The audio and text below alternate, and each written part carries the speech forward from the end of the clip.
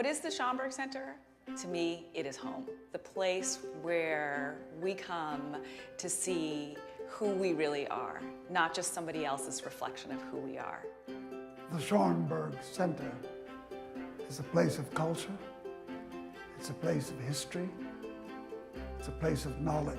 The Schomburg Center, to me, is a repository of all of the things that has documented our sense of worth as a people. For me, that means that it is a place of immense power. The Schomburg Center is a public research library and a cultural institution. For the study of the Pan-African world. It is perhaps the best in the world. My Schomburg Center is Arturo Alfonso Schomburg. Arturo Schomburg said, Black history and culture and intellect exists at a time when most people didn't believe that. He collected those evidences, and that became the beginning of the collection. And it has expanded and has grown to where it is now a world-class institution. It holds over 10 million items. There's no parallel anywhere that brings to light what we as people of color have done, what we continue to do. Black culture is all of culture. The universals that animate everyone's life happen here for all people. The Schomburg, for me, is one of the center pillars of Harlem. When I started the journey of finding out about Red Rooster and Harlem, the very first place I went to was the Schomburg. Researchers from around the world come and use what we have here. I could not have written just about any of the books that I've written without the Schomburg Center's archives, resources. The Schomburg Center is much more than a library. We encourage lifelong learning and exploration. The Junior Scholars Program is a Saturday program with students from 5th grade to senior year in high school to help them learn about Black history and culture. Learning about my history is important because it teaches me who I am. The Schomburg Junior Scholars Program is going to do nothing but uplift them. So many talented and brilliant people have walked the corridors of this amazing institution over the years. From Octavia Butler to Toni Morrison and James Baldwin, Ella Fitzgerald, Alvin Ailey, and Harry Belafonte, who graced the stage in this room of the American Negro Theater. This place evokes great memories. It was a gift to us in our community to really try to find that space to reflect expressions of Black experience. I just knew that the environment, what I saw these young African Americans doing, was a place I needed to be. What is my Schomburg Center? I'm standing here at the Cosmogram, which underneath holds the ashes of the poet Langston Hughes. On the evening when this Cosmogram was dedicated, people began to empty out of the auditorium. A jazz trio struck up, and to my amazement, Amira Baraka went over and asked Maya Angelou for a dance. And they started to dance on top of the Cosmogram, on top of the ashes of Langston Hughes, and I felt what a fitting way to kiss the memory of Langston. The Schomburg Center is a research institute and a library, but it's so much more than that. There's something going on every day. So many amazing people come here to talk about their creative craft, to share what inspires them. The Schomburg Center's collections help to tell stories even beyond our walls. The Schomburg Center is here in this exhibition at MoMA, One Way Ticket, Jacob Lawrence's Migration Series. We depend on the resources of the Schomburg to enable us to tell this story. Thinking about the implications of the past on the present is absolutely crucial for understanding the next steps, understanding what we have to do to go forward. We today have the responsibility of making sure that new artists and activists, new scholars and poets know that this place continues to be a resource and a source of inspiration for the work that we must continue to do. The Schomburg Center is knowledge. The Schomburg Center, to me, is education. The Schomburg Center is home, it is family, it is foundational. The Schomburg Center is inspiration. The Schomburg is with me in everything that I do. Community, inside and out. The Schomburg Center is us. The Schomburg Center is you, and we invite each and every one of you to find your Schomburg Center.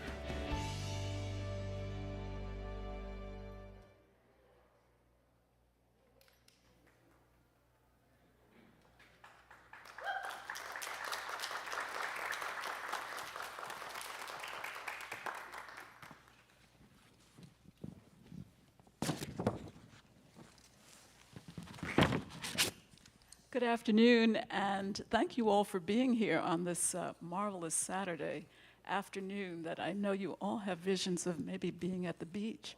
But this is a better alternative, don't you think? Of course they think so. Of course they do.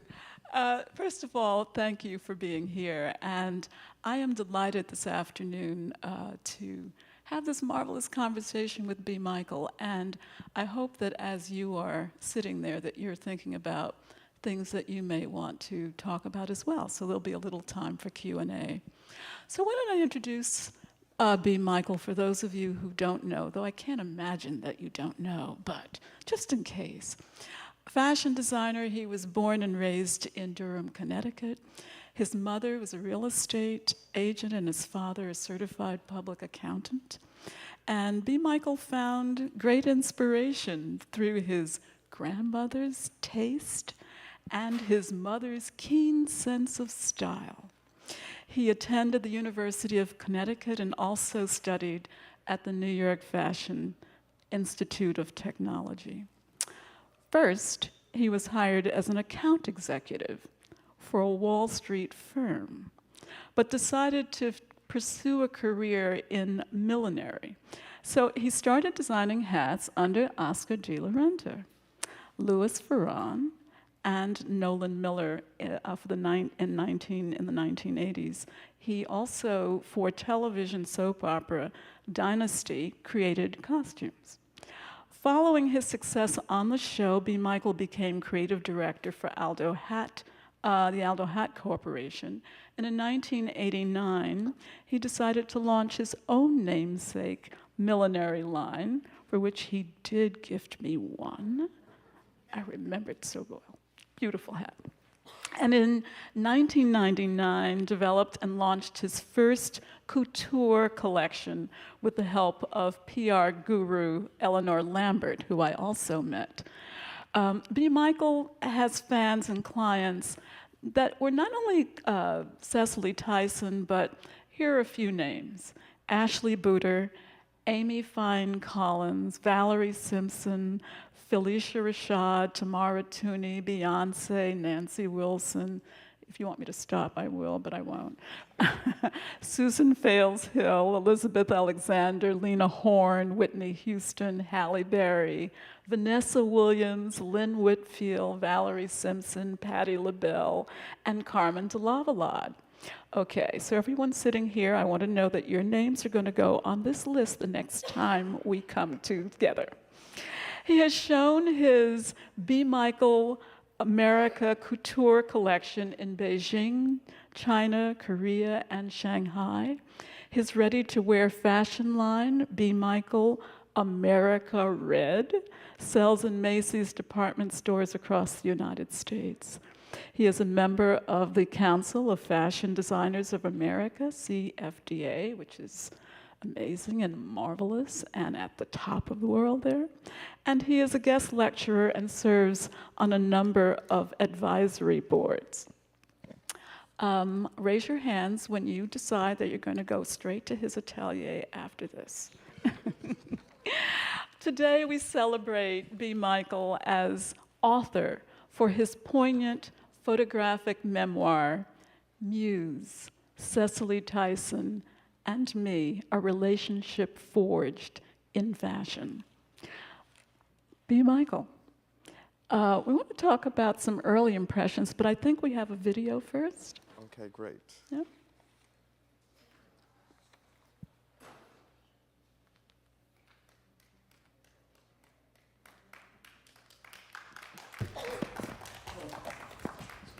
Hi, it's Ava DuVernay, and I'm here to talk to you about a book that I loved so much because it's about a woman who I loved so much. This is Muse by B. Michael. Now, if you don't know who B. Michael is, you must hear me when I say he's one of the preeminent, the most prominent, the most passionate fashion designers that I have ever met. He was the personal designer for Miss Cicely Tyson, the icon, the legend. And this book is not only a beautiful recounting and chronicling of his greatest moments with her, but it is a book about their friendship, their familyship, their connection, but also it's like a trip through history, through her career in so many ways. And it's particularly inspiring because it focuses on so many moments in her later life and how she lived so glamorously, graciously, generously. And I don't know, I just loved this book so much. I loved the way that it's written with such warmth, with such wonder, with such wisdom. So I just want to congratulate you. B. Michael, this is a triumph, just like the lady it chronicles. Congratulations. And if you are looking for something very special for your coffee table or just something to inspire you, definitely check out Muse. Thank you. Thank you. Ava Thank you, DuVernay. Ava. Well, with all of that, I know you want to know how B. Michael got started. What does he do to get all these people lined up to start knocking down his door to say, hey, here I am? So, B, early impressions. I want you to say a little bit about your grandmother as tastemaker and your mother, who just had the most marvelous design sensibility. Talk to us about that. Thank you, Lana, and thank you for that glorious introduction and reminding me how old I am. But certainly, it has been a wonderful journey, and listening to it, I am very grateful. Before I talk about how I got started, because we are in the Langston Hughes Theater and on his stage, I found a quote by Langston Hughes that I would like to begin by sharing. And his quote, "An artist must be free to do what one does, certainly, but they must also never be afraid to do what they choose." And I think that's a great way to talk about how I got started and the kind of courage I found one needs to embark such a journey. And I think, I'm saying this of me, but certainly that would be true of any one of us on whatever it is our journey might be.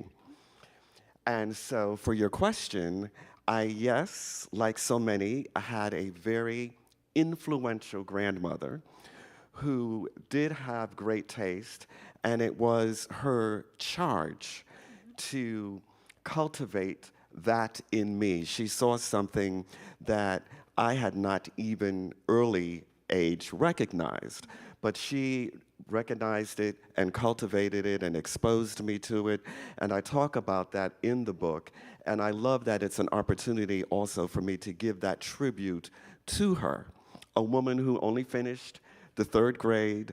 She and my grandfather migrated from Florida and Georgia to Connecticut, and my grandfather, who had a job for the railroad, and for the Negro at that time, as they were referred, that was a great job.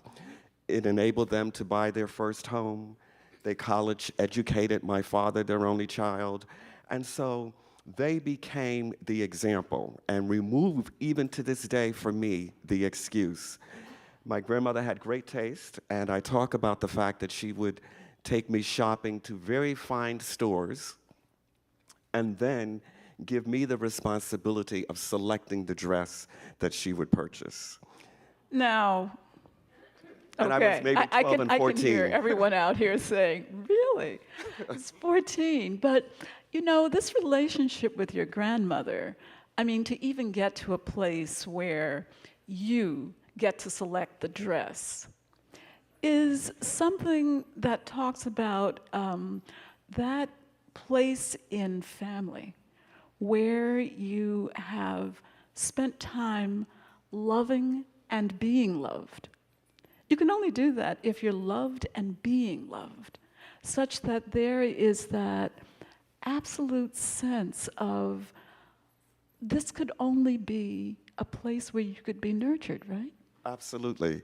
And I think that's so important. And when you look into what we consider success, often it's supported by that kind of nurturing. And so it should not come to us as a surprise. Of course, there has to be something innate within you, but the idea of cultivation and nurturing plays its role? Well, here's the thing. You're 14 and you get to select the dress. What, up to this point, have you done art-wise? Because there's a certain sensibility of art, whether it be color or texture. Did you draw? Did you paint? Tell me what that getting up to 14 meant. What did that mean? Because you're laying out things for your grandmother. Right. Which I love. I love that vision.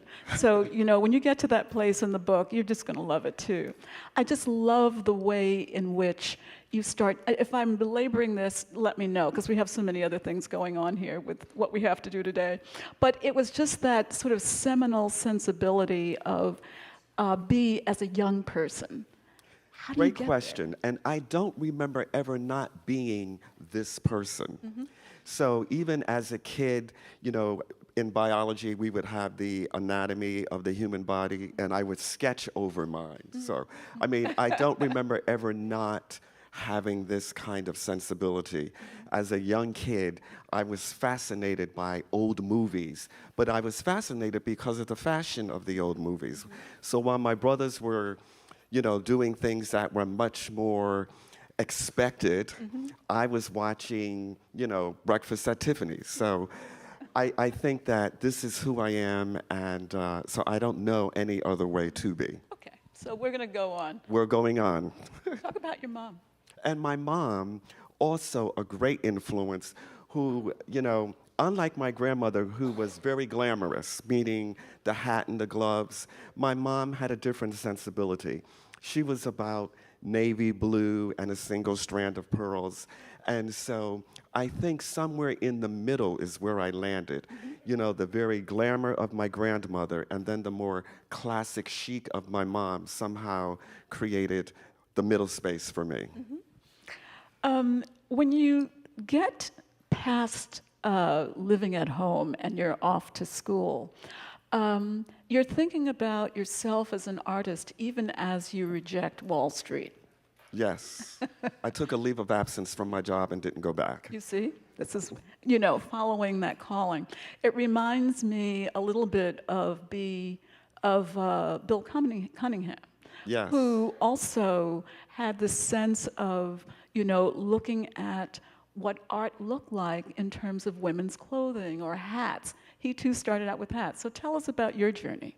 Yes, Bill Cunningham, who I just had so much regard for, but we bonded because we realized that we were both millinery designers in the beginning, or our beginnings. But I think that I've always loved millinery. Coco Chanel started out as a millinery designer, and Halston did. And the beginning of things I did for my grandmother, in fact, was millinery.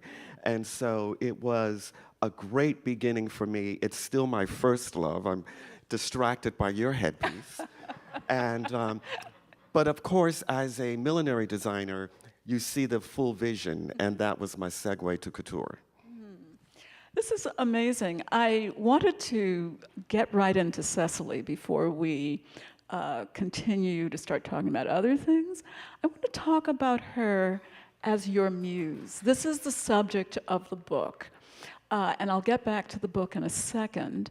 But I wanted you to say a little bit about the muse. I mean, there are examples and people that we might call up as muses, Georgia O'Keeffe, for example, and Alfred Stieglitz, Frida Kahlo, and Diego Rivera.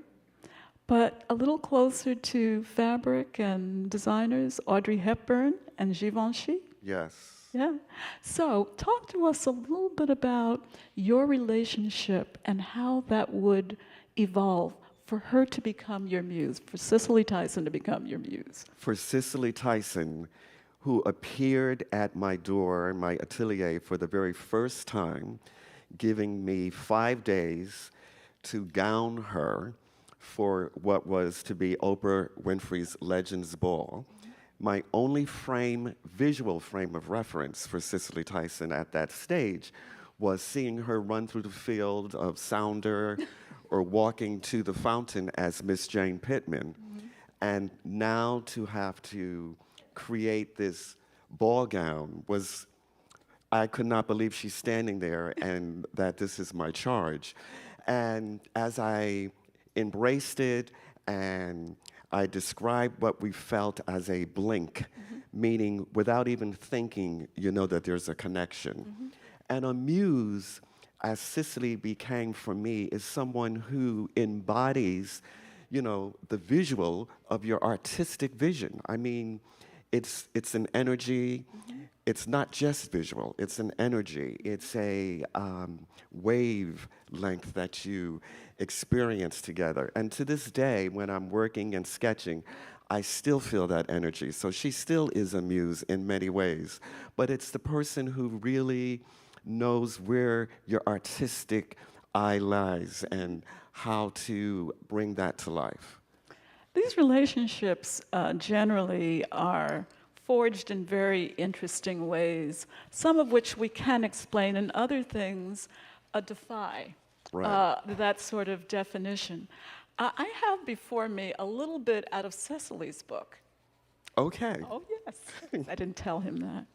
So, and he describes his, he just described their beginnings, the origins of their relationship, about trying to get ready for something.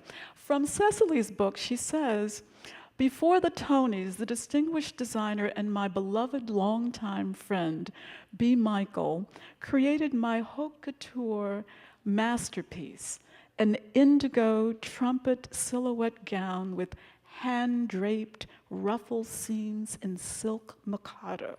Get that, okay? I'd worked with B. Michael for the first time before the Oprah's Legends weekend in 2005. Boy, was he a nervous wreck. He couldn't get over the fact that he was making a gown for Cicely Tyson for a ball at Oprah's house for a once-in-a-lifetime affair.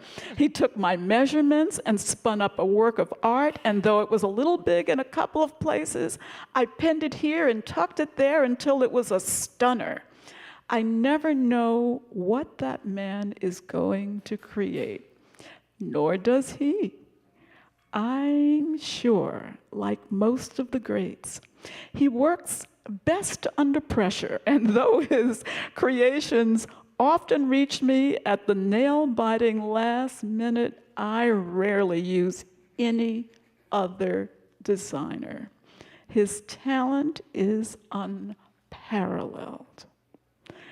On that evening, and so many, he's always made me feel like royalty, like the queen I am. You know, that quote in and of itself says volumes about not just a muse, not just a designer. There is so much more that goes into what it feels like, what it could be like. B, you have absolutely turned the world upside down with Cecily Tyson. This is a walking canvas. This is the way I see it. A walking canvas. Your sense of style and beauty and timelessness is always displayed in everything that I've ever seen. Talk to me about some of the pieces that stand out for you, some of those gowns that stand out for you. There are many, but talk about a few of them. I will say that, first of all, Lorna, thank you for reading Cecily's writing, that I could hear her voice as you were reading it, and thank you for sharing that. I will say that the dress that Cecily talks about, the indigo gown that she wore for the Tonys, was certainly one of those moments, one of those dresses. She screamed really when I presented the gown to her. And then she won her Tony in the dress. And so that was really amazing. Another time, we spoke on the phone every morning at 9:30.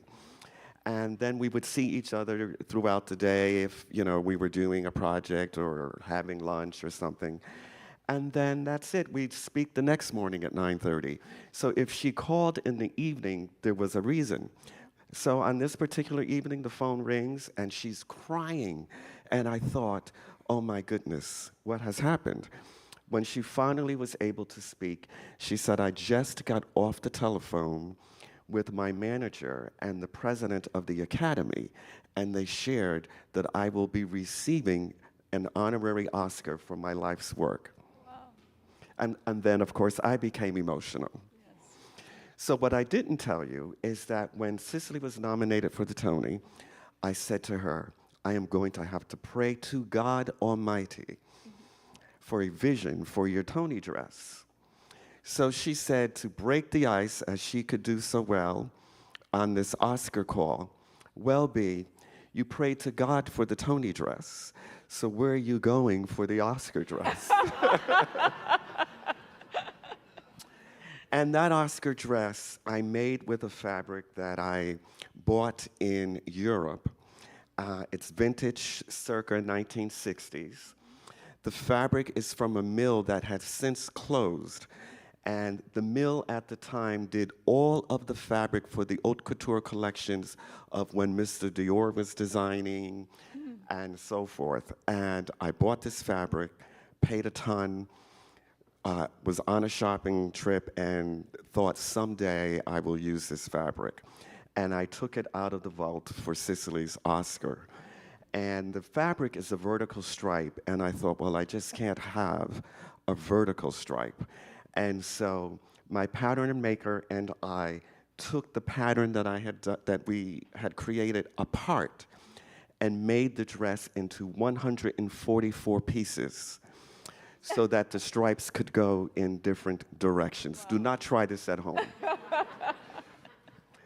But I realized that this dress represented my work as a creator and also Cecily's work in terms of, you know, her life's work now being recognized. And so if there's a single piece, to answer your question, that would represent that, you know, the epitome of what we did together, it would be that dress. Did she cry when she put it on? Absolutely. Yes, she did. You know, I like hearing these stories, these backstage stories, as I'm sure everyone else here does as well. Is there another dress? What's the first dress that you designed for her? The one that you were busily putting all together last minute? Yes, well, the first dress, which was for the Oscar, for Oprah's Legends party, Oprah's invitation required guests to wear black and white. And so Cecily did not want just, you know, a nice gown or a beautiful gown. She wanted something different. So I had just done my collection, and from that spring 2005 collection, I had a white blouse with a Shakespearean sleeve. And I thought, well, why not a blouse and a skirt? And the idea intrigued her to wear a skirt, a blouse with a skirt to a black and white ball. She thought, of course. And so we did the Shakespearean blouse, and the skirt was a double-faced silk wool in black, the blouse in white, with a 5-point, really Gothic train. And I mean, if she was standing here, the train would be on the other side of the stage. And of course, that was very much Cicely Tyson. So that was our very first look. And I will say about that skirt, Beyonce, also, I did the skirt for her in Champagne. And I thought, B. Michael, you are a genius.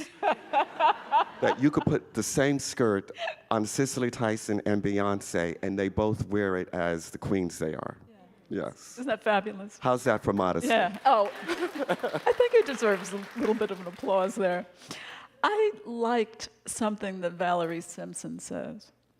She said, after meeting B. Michael, Cecily seemed to age in reverse, becoming younger and younger with his eye and vision. Together, they broke down myths of what each decade should look like. We should all be lucky enough to have B. Michael on speed dial, who could transform our everyday ordinary into elegant ease. Isn't that beautiful? Oh, it's so lovely.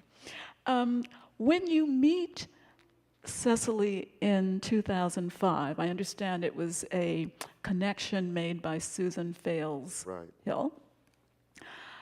You meet in 2005, but it's in 2009 that Cecily absolutely says, "You're the person who's always going to design for me." Did you cry? I remember the moment so well. We were, the two of us, I had accompanied her, in fact, to the Emmys. And we were at the party afterwards, and I'm 3 Chardonnays in. And Cicely leaned over at the table and made that statement to me. And, you know, it was overwhelming in one sense, but I also recognized that the charge was manifesting and that I had to embrace it. And, you know, I said it's kind of like when you've been dating and the relationship is going well, and then suddenly the question is popped. And the answer is yes, I do. So, but I knew that with that charge came a responsibility, and I also had to ask myself creatively. Cicely came on the scene as a model. When she came to me, she was already 80 years old, and so she had established herself, and there was a already visual style about her. And so I thought, so what is my charge? You know, what is my commission here? And I said to her, then I see you as Hollywood royalty.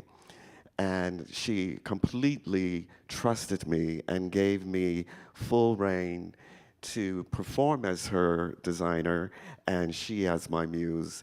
And so it was definitely a divine order. I like what you just said. And you know why? I'd actually written something along those lines about you. The artist pays his materials the respect through an awareness of resources and form to which charges are dedicated, delighting us all in the magic of design. And you insist that we see it. And that's the thing that, to me, is just so amazing and delightful. One, I don't always get to sit and talk with a designer. Though I've known you for a while, we've not had this level of conversation. But it's your language, whether you're talking about sculptural bias points or hand-draped truffle ruffles, crystal-beaded bibs, hand-painted halo collars and sleeves.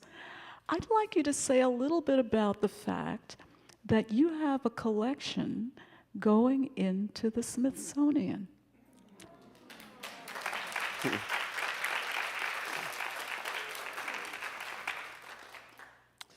I mean, the idea of it is quite overwhelming. And the collection that I have to say Mark Anthony and I have given as a gift, which we can officially now say, to the Smithsonian's National Museum of African American History and Culture, are 17 looks that I created for Cicely Tyson, that she wore to many of the events that we've talked about today. And in addition, when she received the Medal of Freedom from President Obama, and when she received her Kennedy Center honors, et cetera, et cetera. The hat she wore to Aretha Franklin's funeral, which was, you know, that should be a book by itself. So we are very excited because legacy is important. And a lesson that I recently heard about legacy that I think is why this is so important, because legacy we often think of as our heirs, but legacy really is about our contribution to culture, and that lives on well beyond us and continues to be a narrative and a story. And so we're excited that this collection at the Smithsonian will indeed be that kind of legacy. So we feel very honored and we feel very grateful. That deserves an applause. I want to say a little bit about, because I know that time is drawing nigh and I can keep going for a while. I want to say a little bit about how we all connect on Sunday morning. We were members, and are on some level, members of Abyssinian Baptist Church, where I would see B. Michael and Mark Anthony accompanying Cecily Tyson on Sunday mornings. I know exactly where they sat because I would sit in the balcony and I could see them coming in. And then on the other end would be Mr. Andre Leon Talley.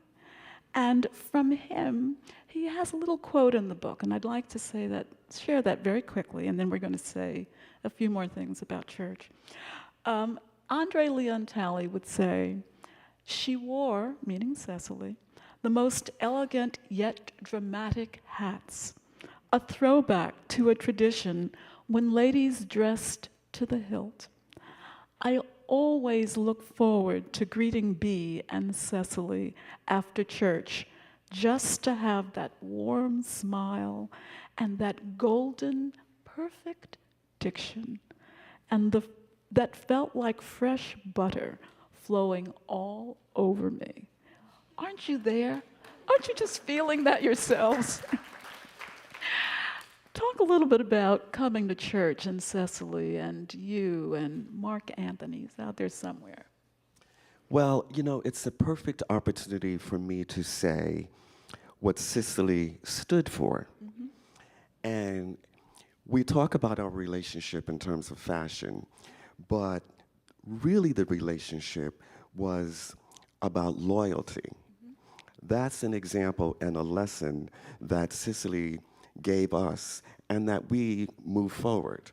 And the idea of loyalty, she's Cicely Tyson with many choices, and as the awards came, so did the phone calls. But Cicely would say, one, I remember when, as a Black actor, you didn't want to dress me. And then she would also say, and if they know me, I remember particularly with the Oscars, and she was given a very generous offer, because you know the big houses, yes, they dress you and they pay you. So she was given a lovely offer, and she said, if they know me at all, they know that B. Michael is dressing me for the Oscars. But you know, it reminds me then of the next word I want to share as it relates to our faith, and that word is intention. Yes. And so there was, you know, when Cicely came to me, I had, yes, already launched my collection 6 years prior, and I had been very fortunate and blessed to have dressed many luminaries in, you know, entertainment. So, but when Cicely came to me, there was a different intention that she put forth, and that intention was to make it known, to give us exposure together. When Vogue said something about us for the first time, Cicely said to me, it was only a matter of time. They really could not continue to ignore us. But that requires intention. When a Time magazine said, we want you to be on the cover, and we have a designer, she says, no, B. Michael is my designer. That's intention. And so for her to say, we're going to church, and for faith to be the centerpiece of our relationship, she referred to us as the thirds. And so for faith to be the centerpiece of our relationship and the role that Abyssinian and Dr. Butts, his influence in all of our lives, just made perfect sense, because divine order is exactly that. It's order. I want to just say another thing about what it means to, okay, it's almost time for Q&A, but I'm going to get this in first. And that is to say that I love the notion of intention, and that when you have actually gotten to a place that Cicely Tyson had gotten to, and she reaches out and she says, "B. Michael, you are the one." There is something to be said for that trust and that beauty and the faith and what it means to stand firm. You know, we can be distracted by many things, money, this, that, and the other. But there's something to be said for the beauty of a relationship that is forged through faith in delivering, in creativity, and what it means to have these harder roads to hoe before you can reap those benefits. And that she would stand firm and say, "B, you are coming with me." There is something to be said for that. And I want, when you do pick up this book, and you should, look at it as a spiritual journey. Ask the Spirit, they're beautiful photographs.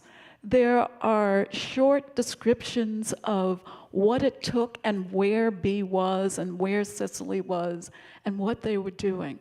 But it actually is a chronological, spiritual journey of what it means to be connected in a way that I believe is the epitome of love. It is the epitome of love.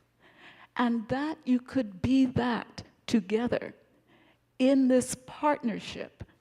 The photographic memoir that Muse is something you want to look at a little bit more than looking at it as a coffee table book. It is more than that.